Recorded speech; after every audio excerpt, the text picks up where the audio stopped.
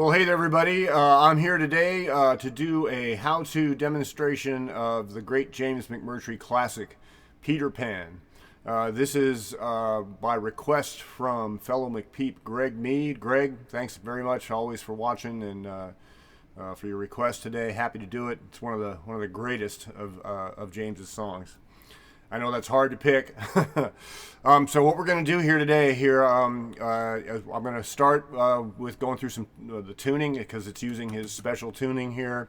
We'll talk about, I'll put a couple of links both to my demo how-to on the Mic tuning in general, what I call this thing, and also to a recent performance I did of the whole song in a recent live stream. And then I'll also drop a link to one of the more recent renditions that James himself did during his live streams he was doing during the height of the pandemic. So you can compare. After we walk through all the work, you can see the various ways that James plays it and how I do it, which is of course not exactly the same. All right, so let's start out here. The first thing always is to talk about the tuning.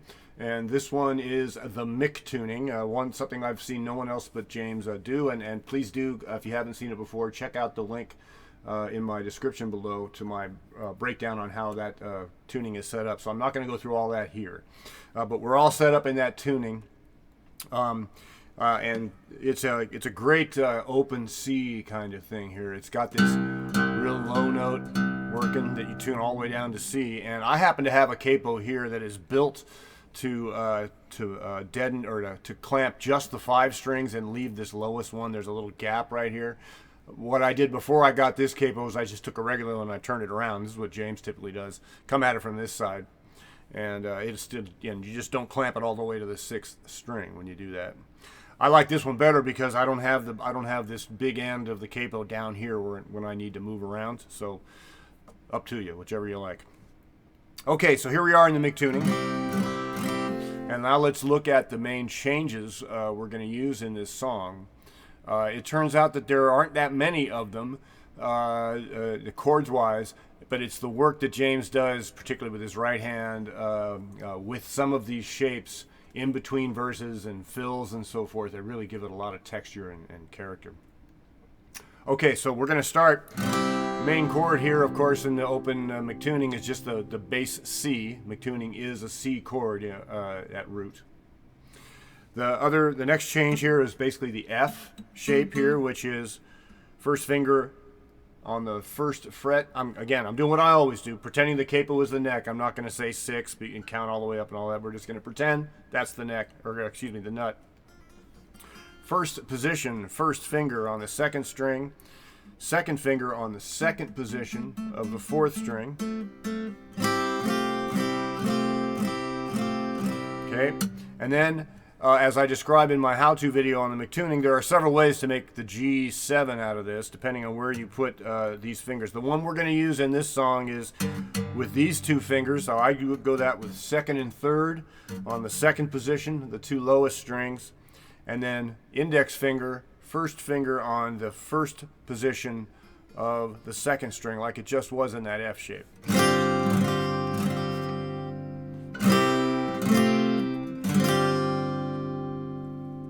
All right, and then when we get to the chorus, we're going to see that another move that James does in the chorus section is starting with this F and then just sliding it up 2 frets. Real simple. Okay, so those are the basic chords here for the song. Now, a couple other things I want to say is a lot of the times when you watch, if you watch my rendition, you'll see me kind of move my fingers over here to sort of deaden that lowest C string. That's because sometimes it actually, for my ear anyway, it kind of gets in the way of what I want to come out in the sound. So when you see me reach over here, a lot of the times I'm just laying my finger down just to deaden that low droning C string, not actually fretting it. Okay, those are the basic shapes now. So let's start with the verses of the song, and we'll move on to the choruses, and then we will take a look at some of the ways you can kind of vamp around and do leads. One of the one of the defining features of the studio recording of Peter Pan, of course, is James really stretches out and does some great work on his solo acoustic guitar stuff there. Naturally, I can't do all that, but I have picked out a couple of things that I picked up from watching his live streams very closely.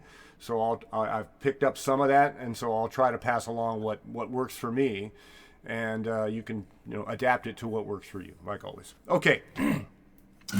Let's start with the opening of the song, the intro of the song, and the verses are pretty much the same structure. We're starting in that open chord, we're going to the F, we're going back to the open, and then we're going to that G7.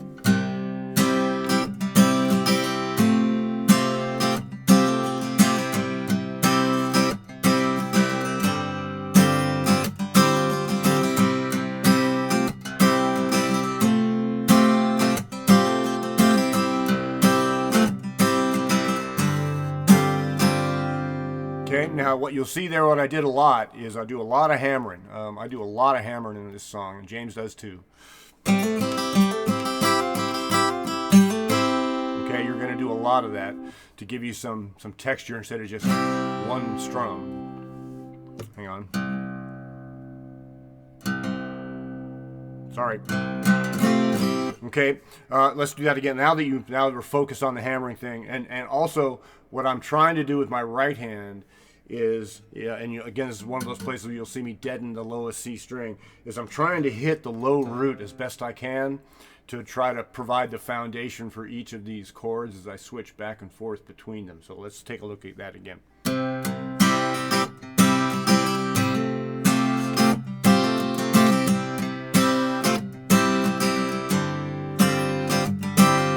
So I'm hammering up with this finger. I'm hammering the whole shape. Sometimes just this. And I honestly can't remember exactly when I do which one. I just kind of go with how it feels. So when you develop familiarity with playing this, I'm sure you'll do the same. It's all good. Okay, so.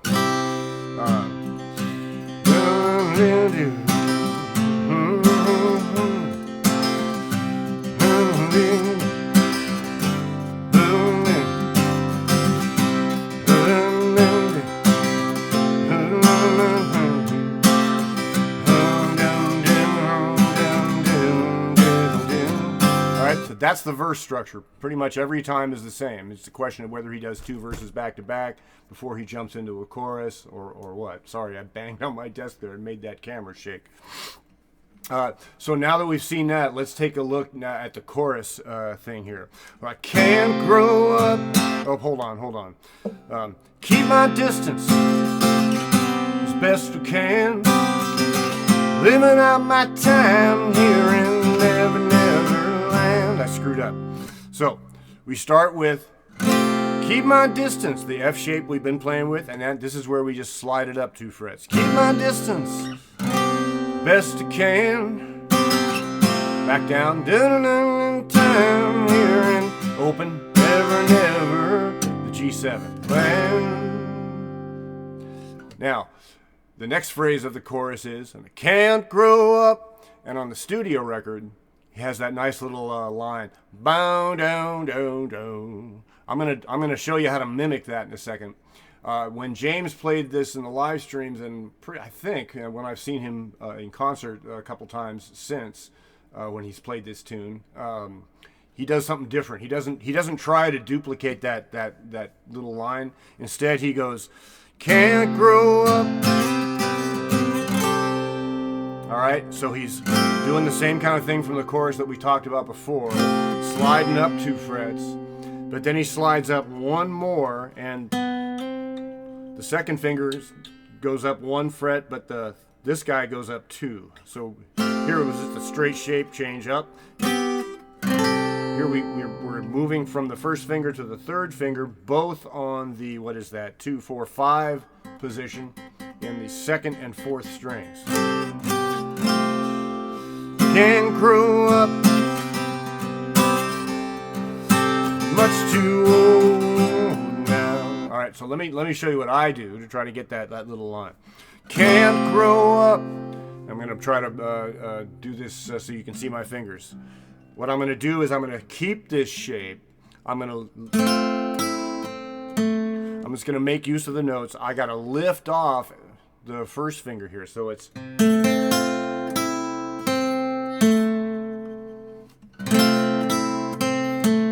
So that means you've got to use your right hand to go end it on that B string, the second string. Lift the finger off to get the next note down. And then the open G string is all you need. And where this finger is already sitting. So let's look at that again. We're much too old now. And what I try to do for the rest of that line is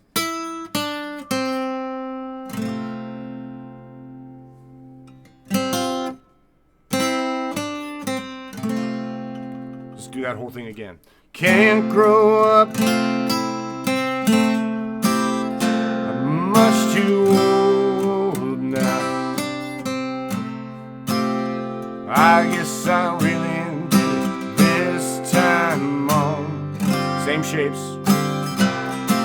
Back to the F bone. Down, down, down, down. Back to the verse.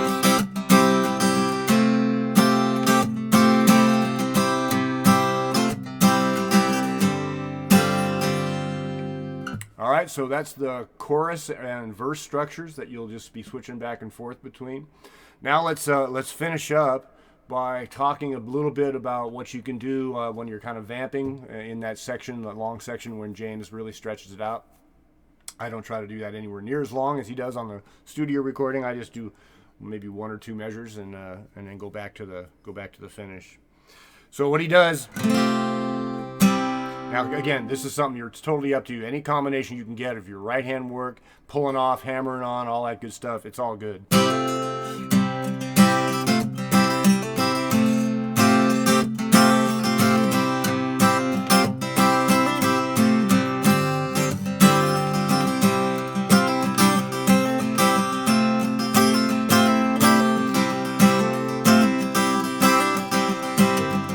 So you can see what I'm doing there is I'm just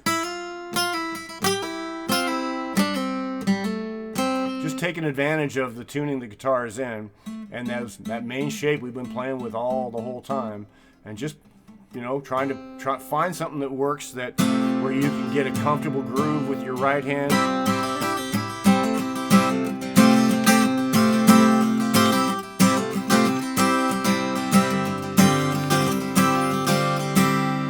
Okay, and then now what I am going to get a little bit fancy here, and I'm going to fly up here to this position. This is a shape James uses a lot when he's playing in this tuning.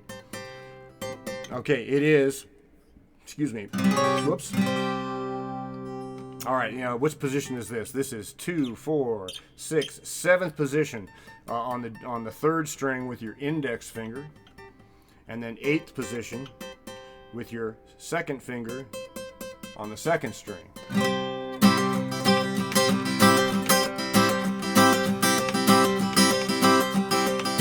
So you're hammering on that thing from the open position.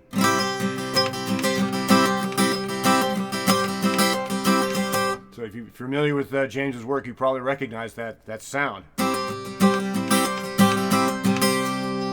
Okay, now what I do here, and this is nothing I've seen James do, it's strictly my own crutch, if you like, is I like to go from this, whoops, to keep sounding this same note, but switch fingers. So I'm going to lift off, and I'm going to come back down on that same note with my index finger here. It was with the second finger when it was in this position. I'm going to come here, and because the frets are pretty crowded down here, I can get away with doing this with my second finger. If I was doing it down here, I'd need my third, but so. Getting a little sus thing going there.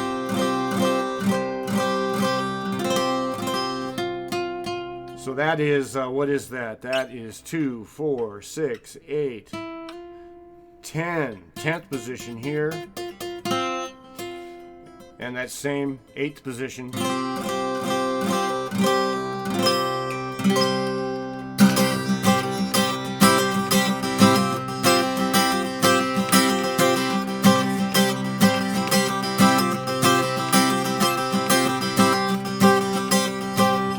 kind of get that move back and forth.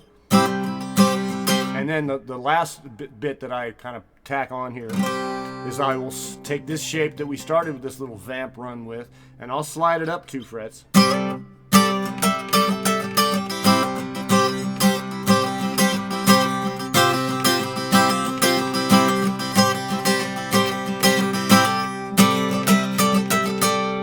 Alright, so I'm holding that same shape, just up 2 frets, and then I'm using my pinky finger here to hammer up an additional 2 frets.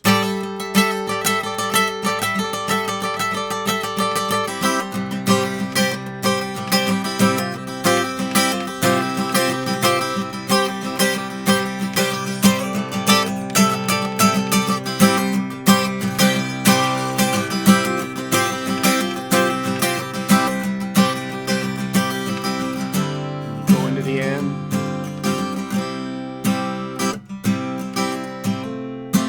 And he kind of goes through that intro phrase again before he starts the last verse. Let's go chase tornadoes, just me and you. Okay, so again, you can use any combination of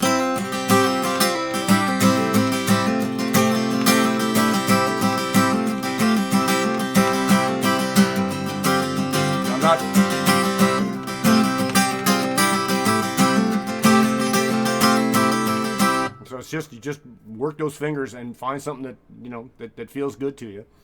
It doesn't have to be the same way every time. I don't ever do it the same way twice. All right, so we've now covered the tuning, the verse structure, the chorus structure, some of the fills and fancy stuff. We talked about the vamps in his lead section. So the last thing I want to do is talk a little bit about the right hand.